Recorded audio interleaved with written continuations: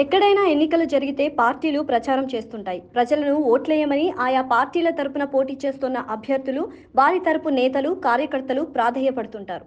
ఆ పార్టీ నచ్చినా నచ్చకపోయినా మీకే మా ఓటు అన్నట్టుగా మౌనంగా ఉంటారు ఓటర్లు. ఎన్నికల ప్రచారంలో సహజంగానే జరిగేది ఇదే. కానీ మునుగోడులో మాత్రం దీనికి భిన్నంగా ఉంది. మునుగోడు ఎన్నికల ప్రచారంలో బీజేపీకి ఓటర్లు చుక్కలు చూపిస్తున్నారు. ప్రశ్నలతో నిలదీస్తున్నారు. నిరసనలతో హోరెత్తిస్తున్నారు. ఎక్కడికెళ్లినా రాజీనామా ఎందుకు చేయాల్సి వచ్చింది? ఇన్నేండ్లు ఈ ప్రాంతానికి ఏం చేశారు? 18,000 కోట్ల కాంట్రాక్ట్ సంగతేంటి? ఇలాంటి ప్రశ్నలు సంధిస్తున్నారు.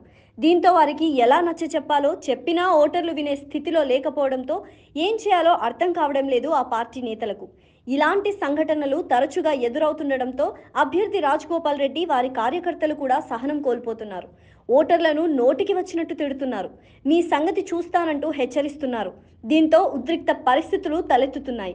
ఇదిలా ఉండగా పేద మధ్యతరగతి మహిళలు సైతం రోడ్లపైకి వస్తున్నారు. గ్యాస్ సిలిండర్, నిత్యావసర సరుకుల ధరలు విపరీతంగా పెరిగిపోవడంతో మహిళలు ఆగ్రహం వ్యక్తం చేస్తున్నారు. ఎన్నికల వేళ రోడ్లపైకి వచ్చి నిరసనలు తెలుపుతున్నారు. మోదీకి వ్యతిరేకంగా నినాదాలు చేస్తున్నారు. పేదలమైన తమపై గ్యాస్ ధరలు పెంచితే తాము ఎలా బతకాలని నిలదీస్తున్నారు. ఓవైపు గ్యాస్ ధరల పెరుగుదల, మరోవైపు కట్టెల కొరతతో ఇబ్బందులు ఎదుర్కొంటున్నామంటున్నారు. గతంలో పోయిల కట్టెలు విపరీతంగా దొరికేవని, ఇప్పుడు అవి కూడా దొరకడం లేదని ఆవేదన వ్యక్తం చేస్తున్నారు.